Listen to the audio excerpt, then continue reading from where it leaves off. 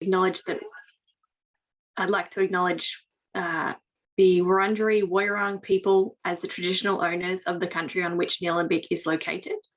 We pay our respects to elders past, present and future and extend that respect to all First Nations people. We respect the enduring strength of the Wurundjeri Woiwurrung and acknowledge that sovereignty was never ceded. Hello everyone and welcome to the second webinar in a series of 4 on carbon farming with our resident carbon farming expert, Louisa Kiley. Thank you, Louisa, for giving up your evenings to talk to us about all things carbon farming. The webinar will be recorded. If anyone's interested in catching up on the first webinar, it is in the chat. There's a YouTube link to last week's webinar, and the slides, some slides and resources will be available hard copy as well on Louisa's website. And we are going to pause regularly for questions, so no need to keep track of what's happening in the chat. We will go through them regularly. So over to you, Louisa. Okay, thank you very much. You are going, whoops.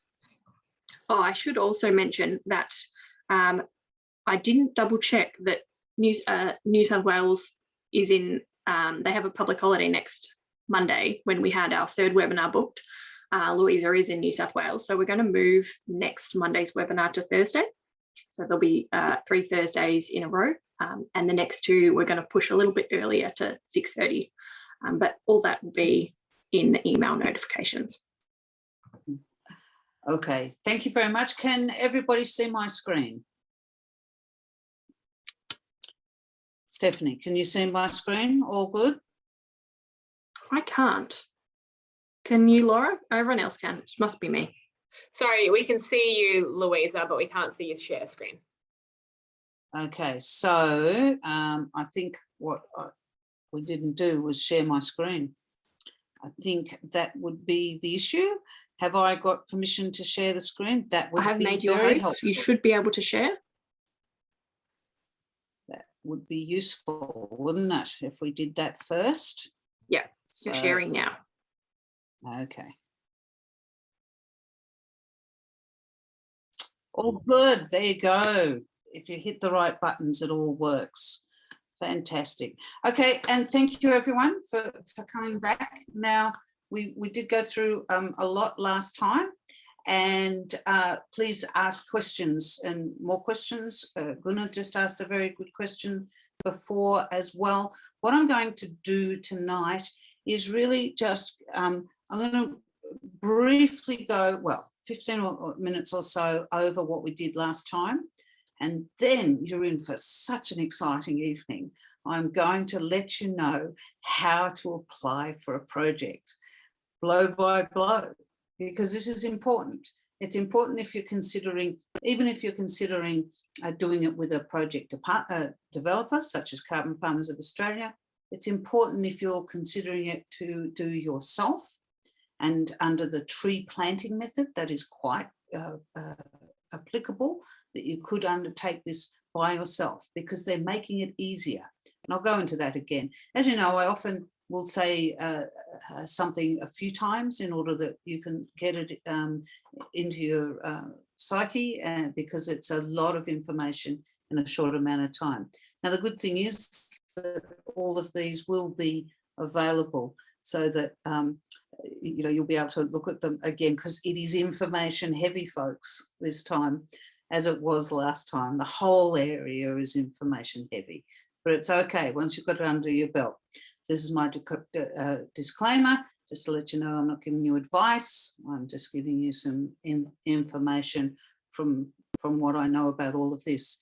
If you remember last time, what we spoke of was the farm of the future, and how a farmer is now in charge of a biodiverse carbon resource. He's not just in charge of the cattle, he's not just in charge of the sheep, he's in charge of a biodiverse carbon resource.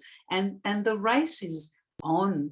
Our Prime Minister is on the verge of talking about net zero by 2050. They can't do it without the land sector. And worldwide, they know that they can't do it without the land sector. Sure, you can have carbon capture and all of those other things, but if they want to eat, they will still need what the land sector can do to draw carbon down. And some of the various different things that are now available and becoming available: renewable energy, water credits, agroforestry, biodiversity credits. I only just read the New South Wales government is trying to find new ways to get more biodiversity credits. It's a really important time to be looking about this. And so, you know, what we did when we were first learning is we put our sheep in sacrifice paddocks and kept our good paddocks. And that was carbon farming. And what we pointed out, I'm not going to read these as you know, what I pointed out last time is that you don't need to believe in climate change to believe in this market. And things are moving so fast. If this Prime Minister is moving towards net zero by 2050, you know that things are happening. Not just that, the Glasgow talks are all about international trade of credits. And Minister Taylor is trying to get that across. Right now, I cannot sell an ACCU, an Australian carbon credit, overseas. I have to sell them to somebody who has an Australian ANRU account. I'd ask, so it's an Australian National Register of Emissions Units account. It's the registry. You know, we are in this perfect storm. It's either an opportunity or a crisis if we get all of the tariffs put on us. Benefits of soil carbon, not just soil carbon, the benefits of credits in the rural and regional areas. Everybody knows that if the farmers are doing well, if the land cares are doing well, if those are doing well, you get to a stronger rural community. So this is a way to assist in all of the desired outcomes that governments at all levels have got. Just very briefly again, why is carbon considered good for trading? Because a ton of carbon here is the same as a ton of carbon in Mexico, Singapore, or anywhere else. And so Australia is so well positioned because if we save the carbon here and draw it down here, it can be sold as if it's taken out of the world's supply of excess CO2 in the air.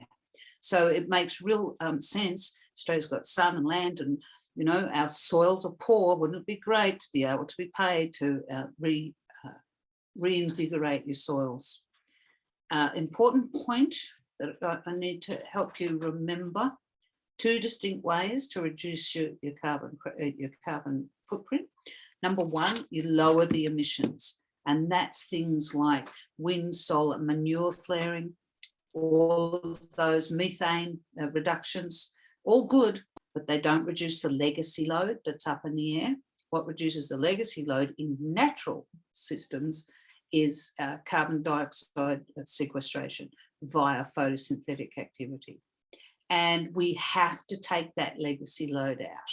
Now, if they've got a technology way of sucking it down, okay, fantastic. But we can do it using every solar panel called Leaf in every situation.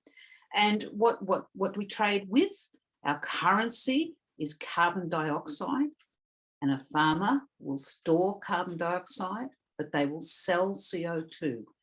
And for every ton of carbon that they store, they can sell 3.67 tons of CO2. It makes me smile even now when I say that, because it's just a neat little thing that happens in a farmer's a benefit, for the benefit of the farmers.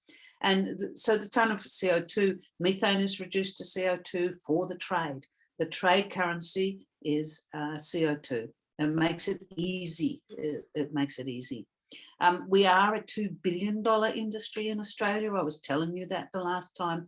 There is not around $100 million left. There is still the fund is going on. It's been replenished, and so the auctions and selling to the government via an auction is still going on. Meanwhile, you can also sell in the secondary market. So if you had a fairly small farm and you had 10 hectares, 20 hectares of trees planted, for instance, you probably would not try to sell to the government because your volumes are going to be relatively small. You would be asking somebody like Carbon Funds of Australia, or you find your own voluntary buyer and you sell in what's called the secondary market. Other sectors are coming in: carbon capture and storage, methane reduction from mines. We've got competition. So if we want to have this to be a good thing for farmers, we need to engage. It's not perfect at the moment. No method is perfect, not the gold standard methods, not the VCS methods. However, the more we engage, the more we can evolve. If we choose not to engage and say, oh, it's all too hard, then that's fine. But I can assure you that the technology guys will be in there very quickly, with very large sums of money needed to get them going. 500 million. They have loans of that of those sort of amounts, whereas the farmer only needs a very small amount of assistance to get going in this and be earning credits within a year or two. The groups now, I'm not specifically going to talk about aggregation today. What I'm going to talk about today is the process that you need to go through, whether you're an aggregator, whether you are, or whether you're doing it on your own, or whether you're doing it with just a couple of farms together that are interested in planting, for instance. So we're only going to look at soil carbon and tree planting in these webinars. Today is the process, then next time will be the tree planting, and then the soil carbon. And the reason I'm doing that is because the tree planting is actually the easiest one that you could start with on a fairly small piece of land or two neighbours. So an aggregator doesn't have to be a big business or a land care. Can be, I wish they would, but you could get together just with your neighbour and do it that way. And what we've learnt the last time, really importantly, is that the project methodology, the method, is the recipe book, and it has to be followed step by step exactly. Why? Because you're selling air. And so the people who are buying from you need to know that what they're buying, a ton of CO2, you sequestered in those trees, in that soil. And so it's rigorous. The requirements are rigorous because you're selling something that's invisible. So it's a little bit different from any other market. Just remembering, however, that the other bit about that wonderful market is that you sell the product, CO2, but you keep the benefit on farm in terms of shade and shelter. And if it's in the soil, it's in terms of better water holding capacity and better soil structure. That is so well known now that there is no more discussion about that. It's widely known that that's what can happen. Non-ERF methods, all of those things. So the soil carbon method, you don't have to have a 100-year rule. You can have it for 25 years. They dock you some credits for choosing a 25-year project, but that's okay. And the coal, direct action in they have got 26 methods, but only 5 are being used widely: tree planting, soil carbon, forest regrowth, methane destruction, and a couple of others. And you can go and see the register of projects for yourselves. We spoke briefly. This is how to discover, to decide if you want to be part of this. I always, it is a journey, and farmers or side by sides, whoever they are, need to be comfortable. And it is hard to find information. So that is why I choose to do these sorts of things as well. So the Growers Risk and Return Calculator the price per tonne, tonnes per hectare, plus a hectares enrolled, and then up against that is the cost of the land management change, which will be, in a tree planting sense, it would be planting trees. So therefore, the cost of planting trees. Cost of baselining and monitoring. For trees, there were no trees, baseline 0. Soil carbon, it's whatever's already in your soil. Middleman costs, are you using a carbon project developer? How long is your contract? Permanence liability. Those are the type of things to learn about. And then we just found out that you could do these things on your farm at the moment. However, we are going to be talking about soil carbon and planting seeds. These other ones are plantations and those sorts of things can be done. I'm not an expert in the plantations method, but if anyone's interested, you can always ask and I can put you in the right direction. So, this is, it's just a beautiful little place to go and have a picnic, if you ask me. And so how do you choose as to what you're going to do? And you look at your farm as a whole, even if it's a small farm. You review the available methods, or you speak to somebody who thinks that they know which ones might fit the best. How do you want to use your whole area? You do not have to use your whole area. How much diesel do you use?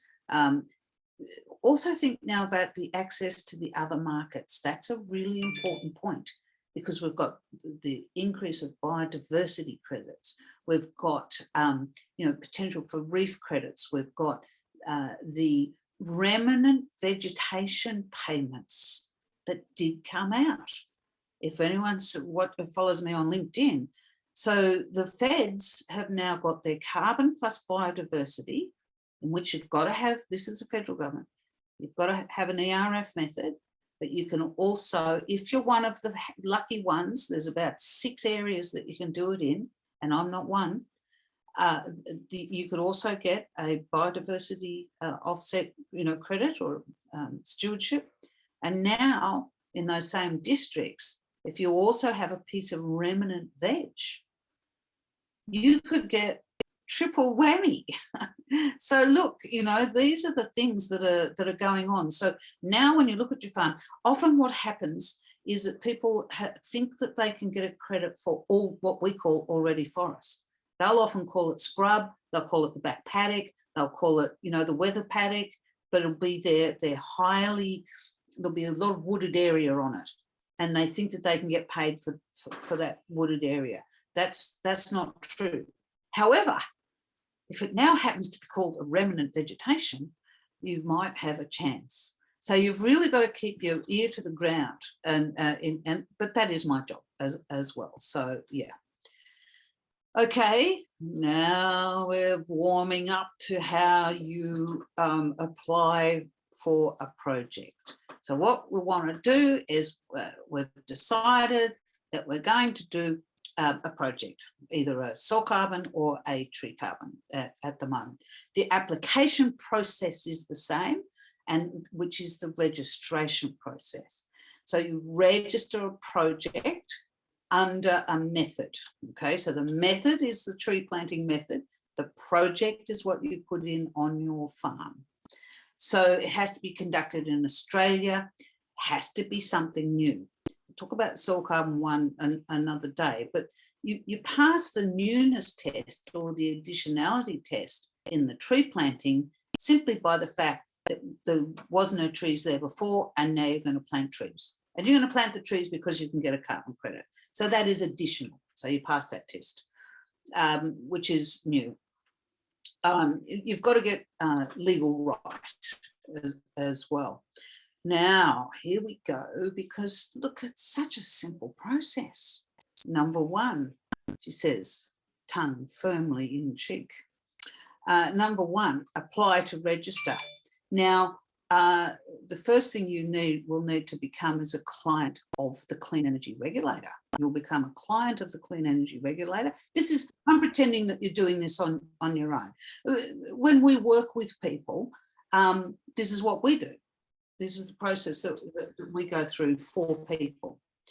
And so, you know, it looks, the 6 steps here.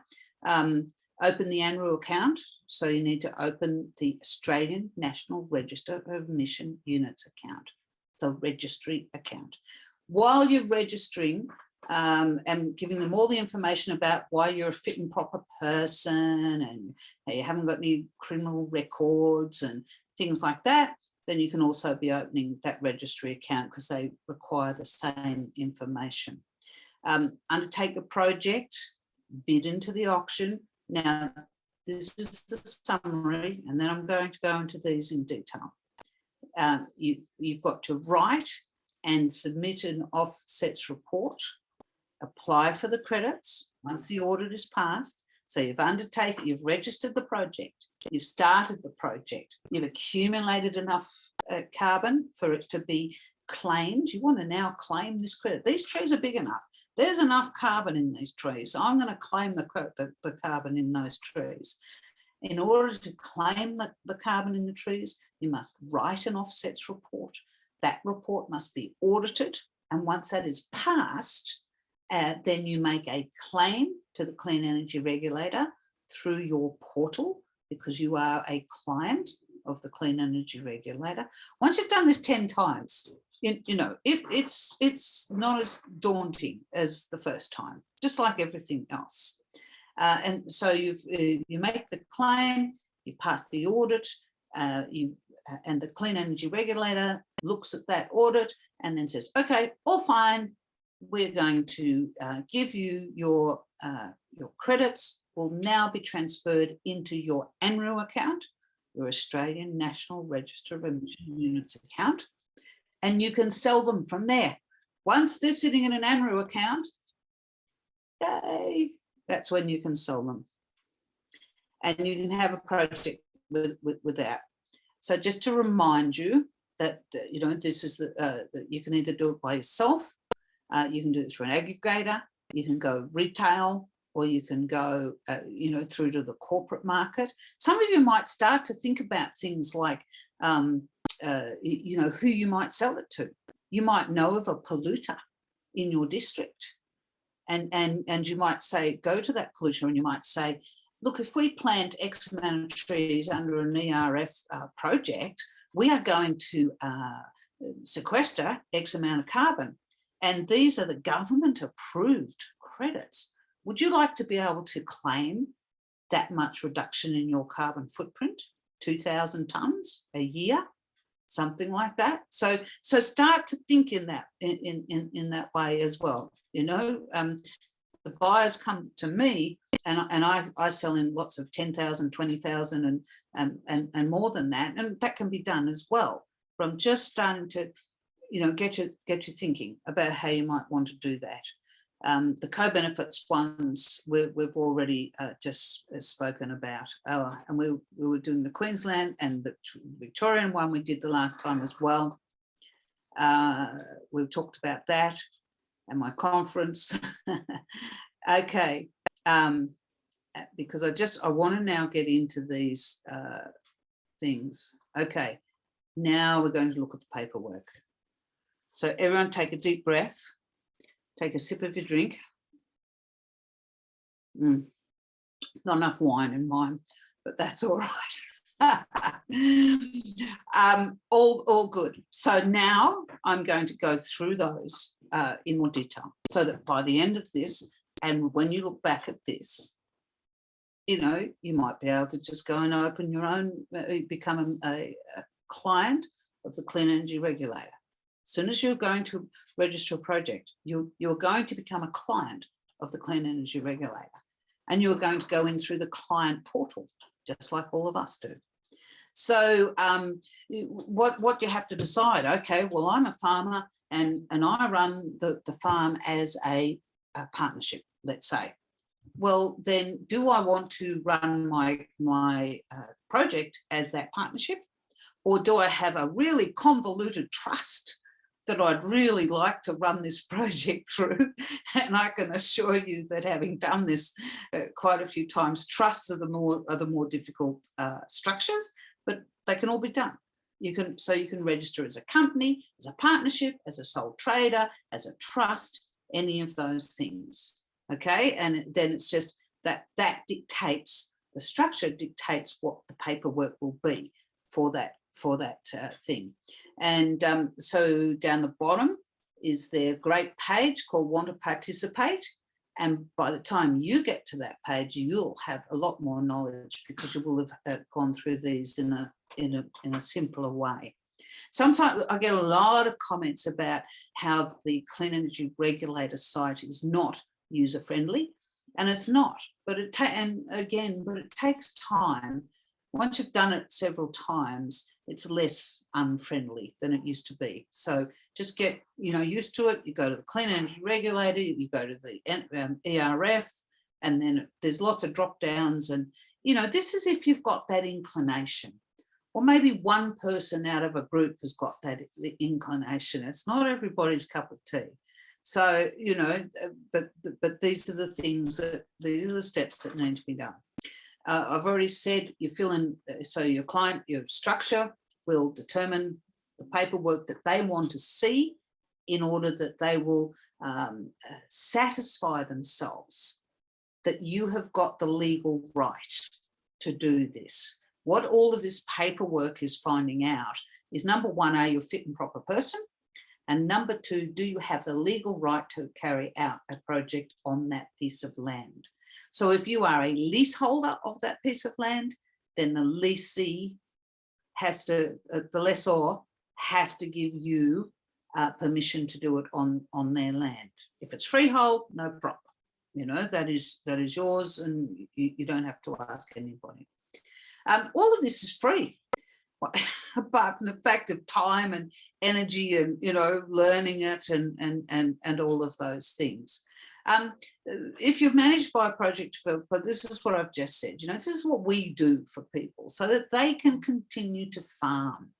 And also we know the ins and outs and the pit holes and all of those sorts of things, and where the good auditors are and different bits and pieces. But the tree planting in particular is becoming easier and easier. I'm sure I told you last time that I had a draft in front of me on how they were going to simplify the tree planting one.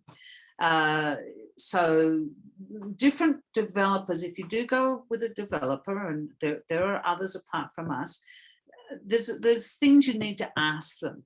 And one of them is, who is the proponent? We like our farmer to be the proponent, because that then means that they've got control of the project. If you give me permission to be the proponent, then I'm the owner of that project. So we like to keep that in the farmer's hands. There's another one, submit to be registered, and then you'll get, they're very exciting, you'll get a login to your client portal, and you'll have a whole world of fun ahead of you. Now, trouble, you're going to make mistakes if you do this on your own. Or the only way I've learned is by making every mistake in the book and then begging forgiveness of the Clean Energy Regulator when that happens. Now, my excuse is they've made it very complicated. They've made it so that the ordinary man is going to make mistakes. And so therefore, they need to assist us to do that. It is an important business decision. Make sure that you're clear on, what you're going to do, what anyone else is going to do, your upfront costs, and we're talking trees mainly. Upfront cost for the trees is the trees. I was just saying before to Stephanie, if this goes ahead and the Clean Energy Regulator gets as many tree plantings as they think they'd like, I'd invest in a nursery right now, because there's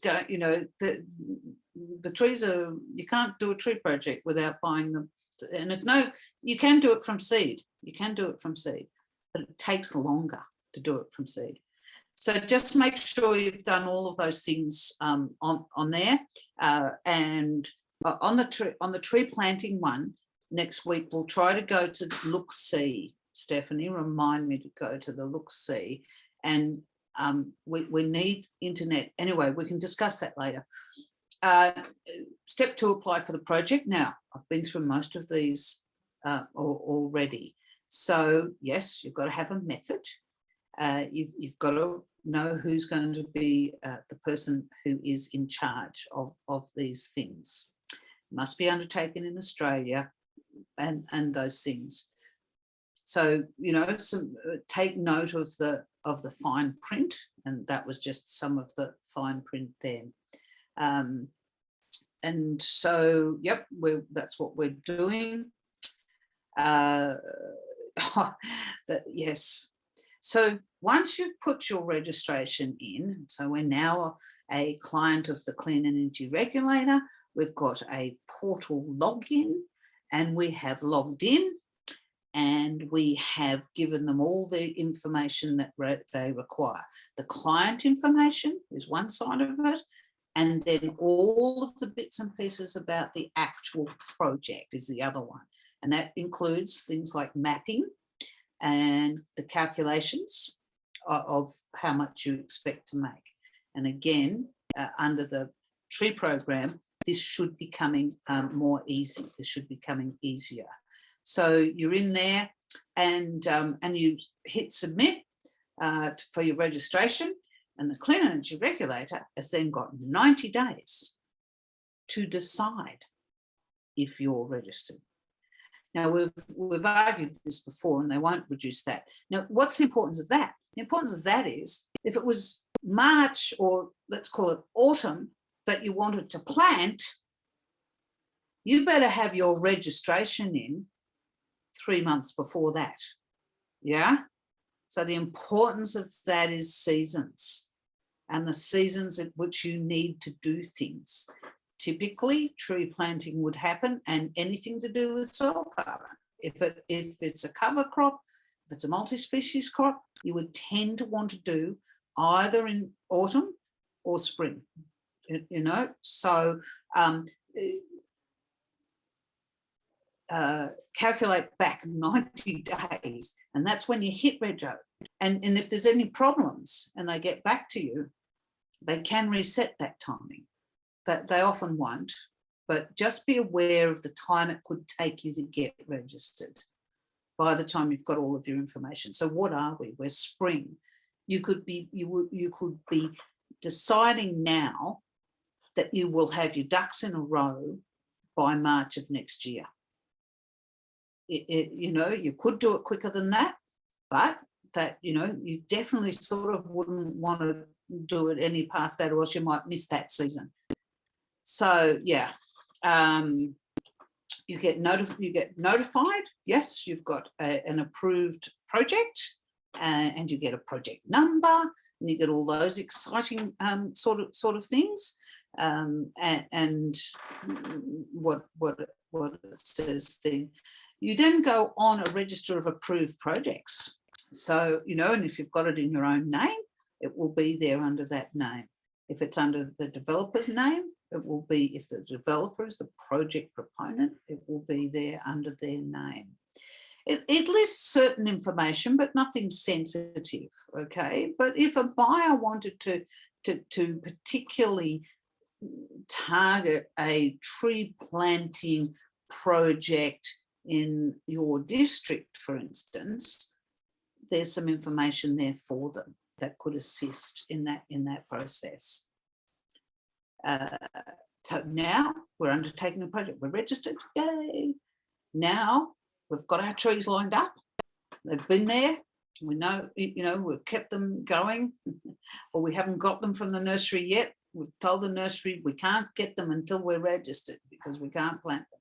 Meanwhile, and you can't even prepare the land or anything until then. Yeah, you've really got to go registration, now start.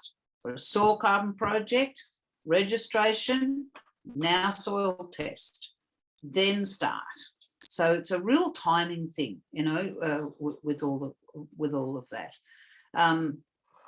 Lots of words. I told you there would be a lot of words, but you can read them at your leisure.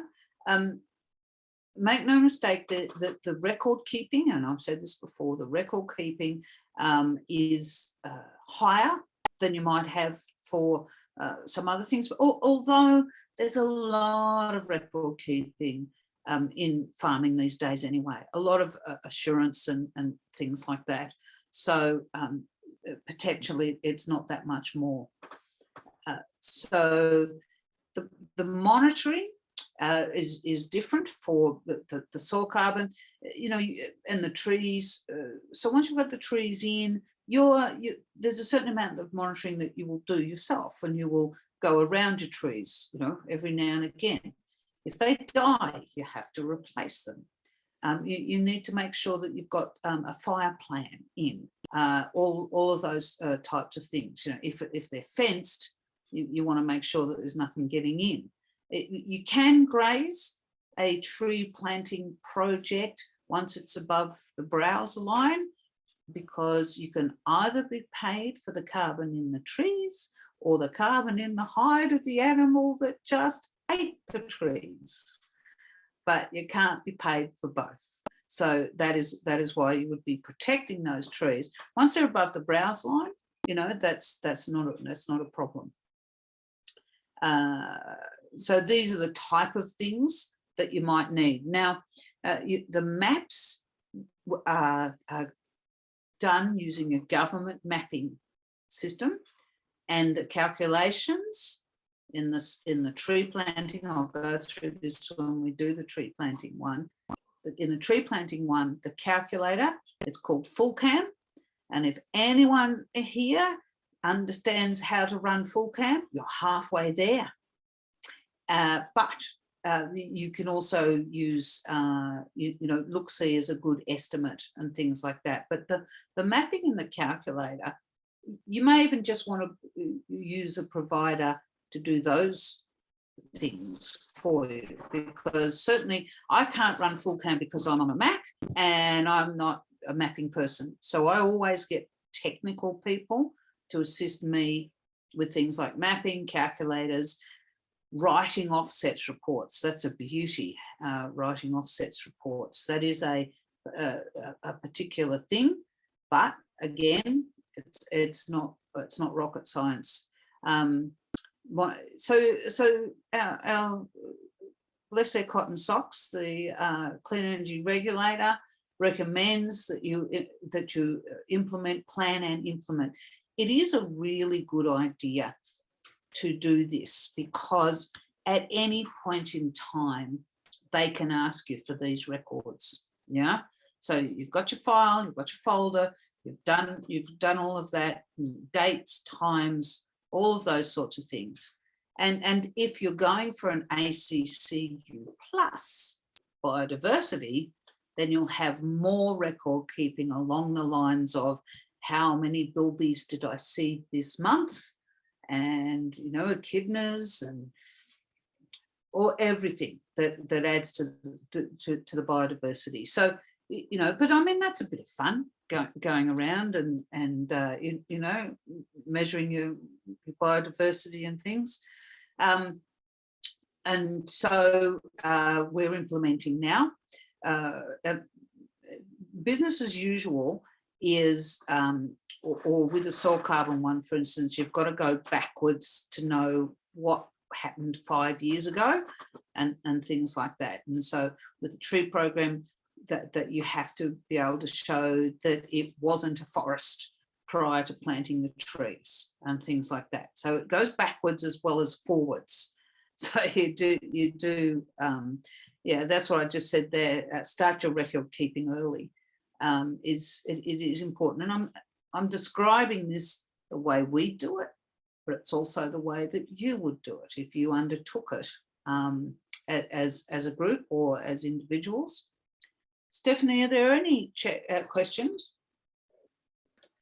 No questions yet. I did put the Looksee link in chat, and the full cam accounting in the chat too, in case anyone wants to have a look at that. Yep.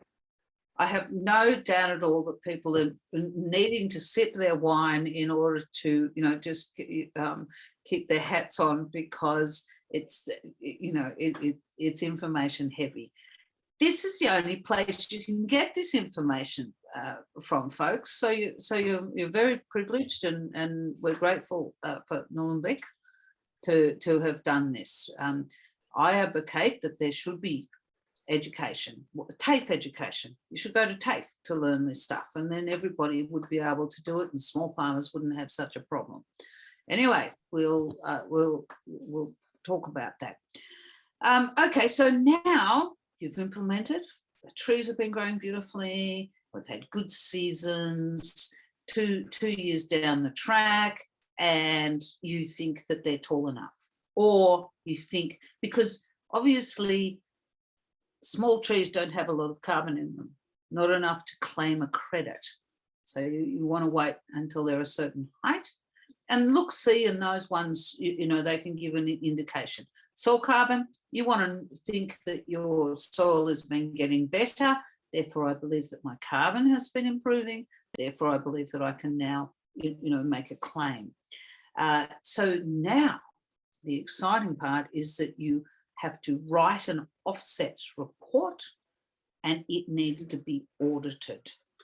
Okay, and these are those steps, the baseline. You have to account for the emissions within the project area. So how much fuel did you use in that project? Okay, X amount of fuel, the emissions from that fuel get taken away from your abatement, from the amount that you've abated. So it's net abatement, net of whatever you've used to get that going. And there are calculators and calculations that have to be shown in an offsets report. So if you're not technically minded, this is why I advocate for the land carers, because they often have people like that. You need someone who can read Greek, basically, or Greek sums anyway, because that's the way that, that you make it. Now, why can't we have a government, that we can just put it in the offsets report, and let's call it Looksee. If Looksee said I've abated, that much, that's it. That's all I need. We don't have that yet, but it's coming. I believe that it's coming. So now the offsets report is quite technical, and certainly I use outside people in order to write an offsets report that will pass muster, let's say. And then you hand that over. And you can choose when to report. You can choose between 12 months and 5 years. So remember, what we're reporting is the abatement. And that's why it's called an offsets report, because you want to know how many offsets have I achieved in this 1 year, 2 years. Under a tree planting project, depending on seasons, year 2, year 3, potentially. And with a soil carbon project, if it's going well, potentially between year 3 and year 4, or faster if you think so. And you could test a small amount of your soil carbon to do that. And within 3 months after the end of the reporting period. And yes, you can alter it. There are details. So the audit, now off it goes to an auditor. The auditor does not necessarily have to go to the project, because if you are in Victoria and your chosen auditor is in New South Wales, then that it adds really greatly to the audit cost if the auditor comes out. So the auditor is able to use those calculations. Those you've potentially got nice photos and all of those things, and the auditor can audit against them. They may want to come out. We've had one audit where they came out to a project in what's called the Winaring district, you know, very marginal country, a long way away. The auditors have been a barrier, but you know, it's coming down. The cost of auditing is coming down.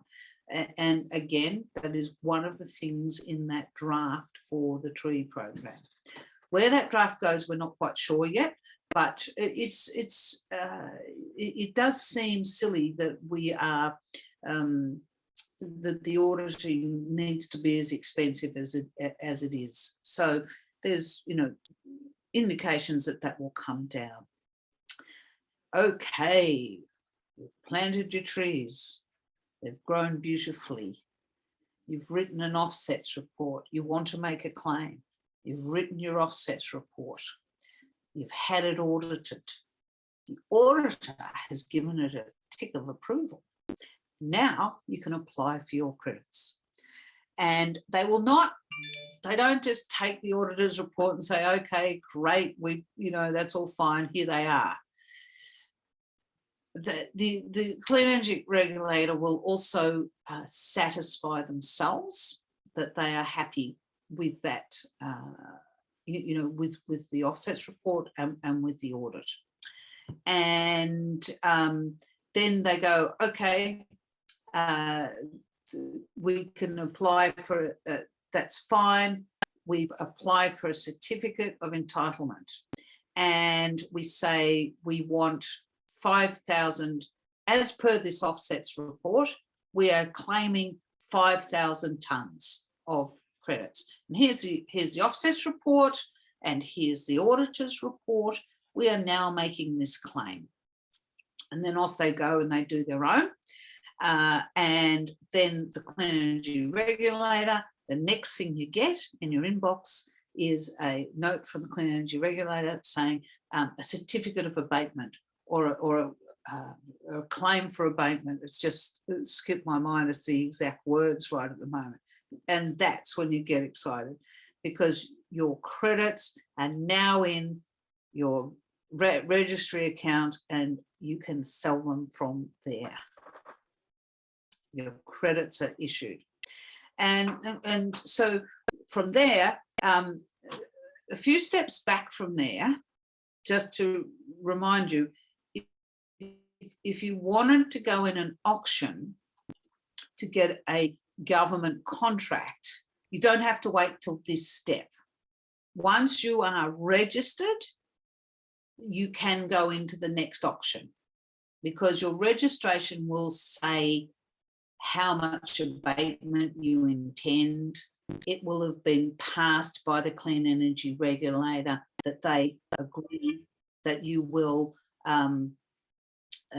that you will, you know, do what you say that you're doing, that you're going to do, and it will have passed that test. So simply by registering the project, you can go into a government auction, and that's great if that's what you want to do.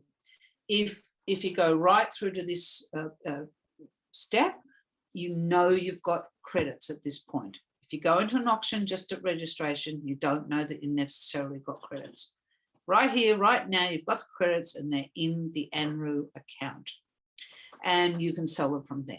And companies are now doing things like keeping them themselves. You know, they actually don't want to go into an auction. They want to claim it against their own footprint. That type of thing is starting to be popular now. So a credit is it's like a share, and it can, if you don't sell it, it can sit on your balance sheet. You can use it for succession planning, more so in the bigger, you know, type of farms.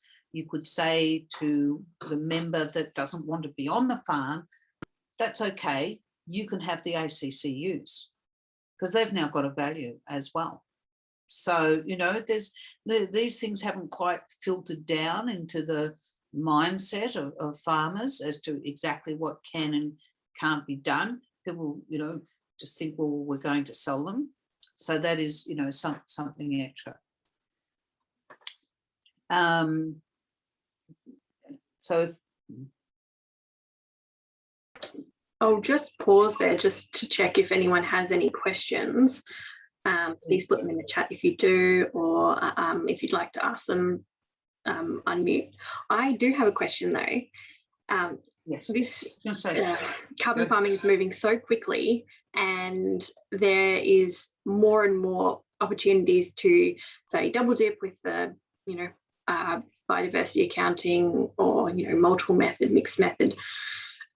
All of that, and the price is also climbing and the costs are reducing.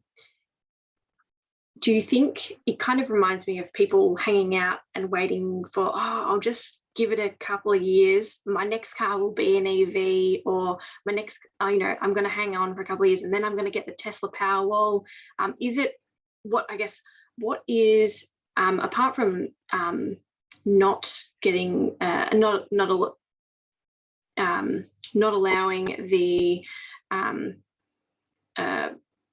coal-fired power stations to draw down carbon through those kinds of mechanical mechanisms, what are the, why would someone jump into a carbon project right now as opposed to saying, oh, I'll just wait a year because then the costs might come down of the auditing? Or because it takes 2 years to get it going, Stephanie.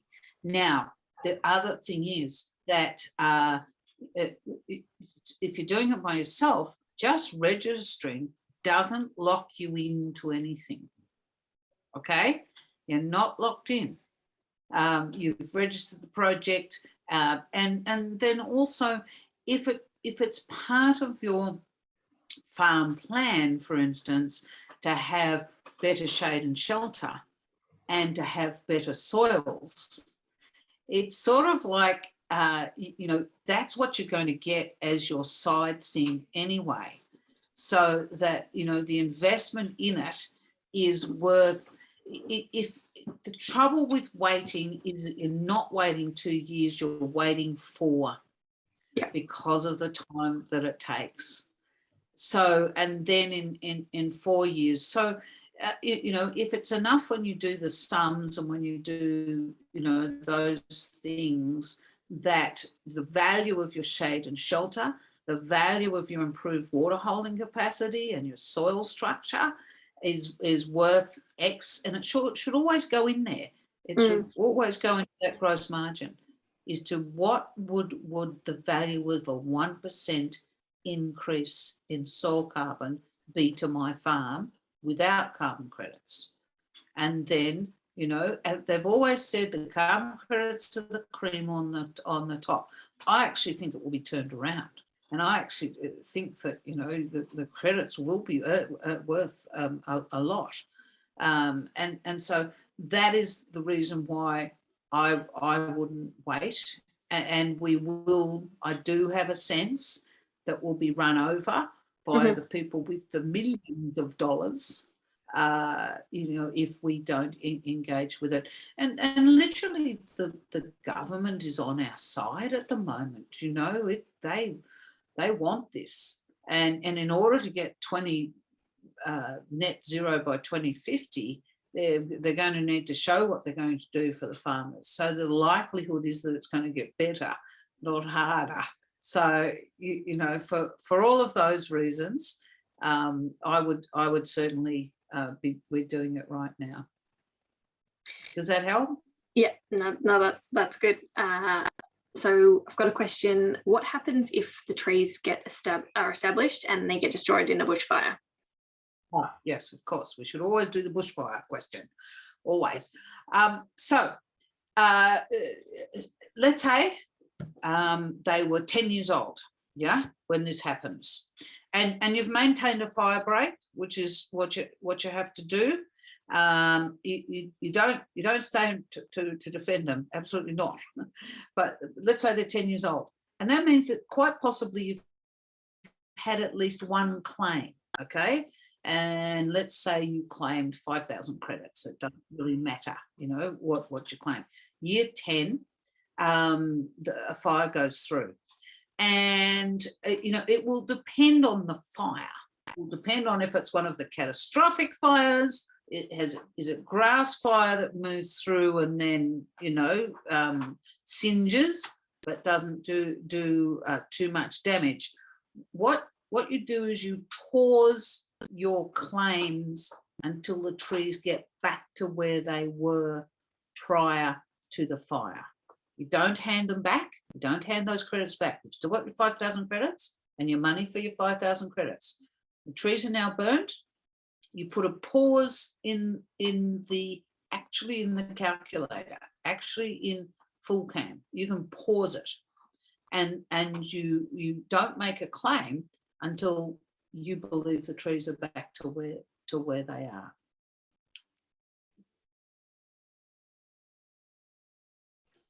That's the only question we have had so far, so good to carry on.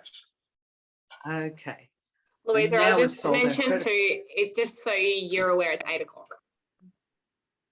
Great. So look, I will finish up pretty soon here. And so just in summary, pick your method, look across your whole of your farm, or you and your neighbour's farm. Right now I've got 2,000 hectare cropping properties that are thinking of going carbon neutral. And they're sort of doing it as, not as a job lot, but just, you know, in tandem that they're doing it. So, you know, you could get around a kitchen table. If you sell your own credits, you don't need an AFSL. I need one because an AFSL is an Australian Financial Services Licence. I need one because that enables me to talk to you guys about it. So anybody who talks to you about any other project developer, you want to know, do they have a carbon Australian Financial Services licence, and are they signatories to the industry code of conduct? Those are your two really, really big things. There you go. I've got the CSIRO site there as well, and we can play around with that the next time, as long as somebody, if you could share your screen, for instance, Stephanie, you and I could work on that beforehand. Make sure you've got your structure, your legals. Now, if you're entering into a program with a project developer, they will want you to sign a services agreement or some agreement, and that is a legal document. So you will need, you know, in that case, you would need legal advice. However, if it's on your own, you don't have to sign, you know, a legal agreement with yourself, but you need to go into some sort of agreement with your next door neighbour. You know, what if their trees, they don't look after their trees? What if they let the cattle in, you know, prior and things like that? But you could have each of you could have your own separate project. You know, you could have just sourced your trees together, for instance, something along those lines, and to get out of that problem. That's one of the bigger problems of aggregating, is how do you make sure that if Joe Blow, you know, doesn't look after his trees, and Susie does, then, you know, how do you make sure that everybody's being treated equally? Investigate, and then you go through the 6 steps. This is just a reminder that they are a financial instrument under the ERF. And just getting back to Gunnar's question, ERF, remember, ERF and Australian carbon credits are potentially only one type of method that Australian farmers may be able to use in the future, because at Glasgow, under Article 6 of the Paris Agreement, they are all going to be talking about international trade. We would like international trade because we have lots of sun, lots of land, and we'd like to be paid to improve our soils and keep the benefit on farm and sell the CO2. So, you know, that is something for the future, and maybe when that happens, you know, we'll have no one of that. So I think that, yeah, I think that we will stop there, if that's okay. And look, there are now, I can see 6 people. Are they hurling tomatoes at me, or what are they doing, Stephanie? Comments? No. Val asks, some trees grow very quickly and others slowly. Are some species more suitable for a planting project? They have to be native to where you're planting them, and they have to be able to achieve 2 meters and above, and a canopy cover, when you look down, of 20%. So you're after, you know, a mix up to 7 of native to your district, and often NRM agencies, CMAs, those type of here they're called LLSs, can assist you with that sort. But you're looking for something with a really nice big canopy. You know, you want it to be 20 meters across if you want to plant fewer trees. The smaller the canopy, the more trees you're going to need. So are there, if for that planting method, are there quite strict rules in terms of, yes, obviously Indigenous vegetation, but say the spacing between plants? The canopy cover is the decider. You need to make sure, and look, there are some tables where you can see how many plants do I need of a certain canopy to meet that requirement. Yes. Excellent. Any more questions, anyone?